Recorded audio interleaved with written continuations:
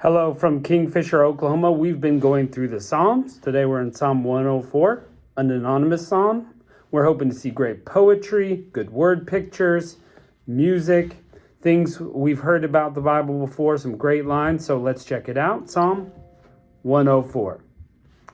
Bless the Lord, O my soul. O Lord my God, thou art very great. Thou art clothed with honor and majesty. Who coverest thyself with light, as with a garment? Who stretchest out the heavens like a curtain? Who layeth the beams of his chambers in the waters? Who maketh the clouds his chariot? Who walketh upon the wings of the wind? Who maketh his angels spirits, his ministers a flaming fire? Who laid the foundations of the earth, that it should not be moved forever? Thou coverest it with a deep, as with a garment. The waters stood above the mountains. At thy rebuke they fled. At the voice of thy thunder they hasted away. They go up by the mountains, they go down in the valleys, unto the place which thou hast founded for them. Thou hast set the boundary that they may not pass over, that they turn not again to cover the earth. He sendeth the springs into the valleys, which run among the hills. They give drink to every beast of the field. The wild asses quench their thirst. By them shall the fowls of heaven have their habitation, which sing among the branches. He watereth the hills from his chamber. The earth is satisfied with the fruit of thy works. He causeth the grass to grow for the cattle, and herb for the service of man, that he may bring forth food out of the earth. And wine that maketh glad the heart of man, and oil to make his face shine, and bread to strengthen a man's heart. The trees of the Lord are full of sap, the cedars of Lebanon, which he hath planted, where the birds make their nests. As for the stork, the fir trees are her house. The high hills are a refuge for the wild goats, and the rocks for the conies. He appointed the moon for the seasons. The sun knoweth his going down. Thou makest darkness, and it is night, wherein all the beasts of the forest do creep forth. Young lions roar after their prey, and seek meat from God. The sun ariseth, they gather themselves together, and lay them down in their dens, and go forth unto his work of his labor until evening. O Lord, how manifold are thy works! In wisdom hast thou made them all. The earth is full of thy riches. So is this great and wide sea, wherein there are creeping things innumerable, both small and great beasts. There go the ships. There is that Leviathan whom thou hast made play therein. These all wait upon thee, that thou mayest give them their meat in their due season. Thou givest them that they gather. Thou openest thine hand, and they are filled with good. Thou hidest their face, and they are troubled. Thou takest away their breath, and they die, and return to their dust. Thou sendest forth thy spirit, they are created. Thou renewest the face of the earth. The glory of the Lord shall endure forever. The Lord shall rejoice in his works. He looketh upon the earth, and it trembleth. He toucheth the hills, and they smoke. I will sing unto the Lord as long as I live. I will sing to the Lord praise, to my God, while I have my being. My meditation of him shall be sweet. I will be glad in the Lord. Let the sinners be consumed out of the earth, and let the wicked be no more. Bless thou, O Lord, O my soul, praise ye the Lord.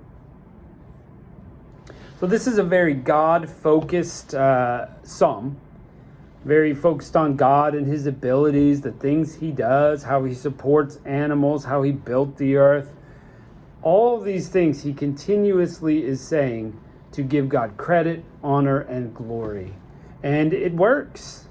It works. He continues to give God the glory that he deserves. And he talks about all that God does to support the earth, the animals, mankind. I mean, he talked about giving us herbs for our benefit. That was cool. It almost sounded like he was talking about Noah there, about the waters being a blanket for the mountains. It goes high above the mountains. That sounds like the flood to me. But at the rebuke of God, that giant flood that covered the earth fled away. How powerful is God to cause it to go up and to go down? Super powerful. The glory of God will be there forever. I like that line. He touches the hills and they smoke. Just, and they're on fire. God is powerful, my friends. If you don't know that God is powerful, watch out. Watch out. I think we know God is powerful. I think what people sometimes struggle with is trying to decide that God is also good besides being powerful. So, yeah, good one. Good one. Let's check out Psalm 105. Oh, give thanks to the Lord and call upon his name. Make known his deeds among the people. Sing unto him. Sing psalms unto him. Talk ye of his wonderful works.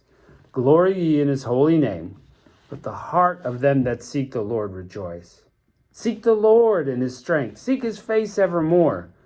Remember his marvelous works that he hath done, his wonders, and the judgments of his mouth. O ye seed of Abraham his servant, ye children of Jacob his chosen. He is the Lord our God. His judgments are in all the earth. He hath remembered his covenant forever, the word which he commanded to 1,000 generations, which covenant he made with Abraham, and his oath unto Isaac, and confirmed the same unto Jacob for a law, and to Israel for an everlasting covenant, saying unto thee, I will give thee the land of Canaan, the lot for your inheritance.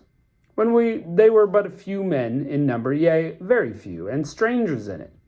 When they went from one nation to another, from one kingdom to another people, he suffered no man to do them wrong, yea, he reproved kings for their sake, saying, Touch not mine anointed, do my prophets no harm. Moreover, he called for a famine upon the land. He brake the staff, the whole staff of bread. He sent man before him, even Joseph, who was sold for a servant, whose feet they hurt with fetters. He was laid in iron until the time that his word came. The word of the Lord tried him. The king sent and loosed him, even the ruler of the people let him go free. He made him lord of his house, ruler of all his substance, to bind his princes at his pleasure, and to teach his senators wisdom. Israel also came into Egypt, and Jacob sojourned in the land of Ham. And he increased his people greatly, and they made them stronger than their enemies. He turned their head to hate his people, to deal subtly with his servants. He sent Moses his servant, and Aaron whom he had chosen. They shewed signs among them, and wonders in the land of Ham. He sent darkness and made it dark, and they rebelled not against his word. He turned their waters into blood and slew their fish. Their land brought forth frogs in abundance in the chambers of their king. He spake, and there came divers sorts of flies and lice in all their coasts.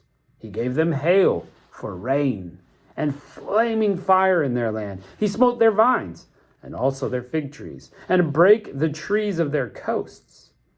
He spake, and the locusts came, and the caterpillars, and that without number. He did eat up all the herbs of their lands, and devoured the fruit of their ground. He smote also all the firstborn of their land, the chief of all their strength.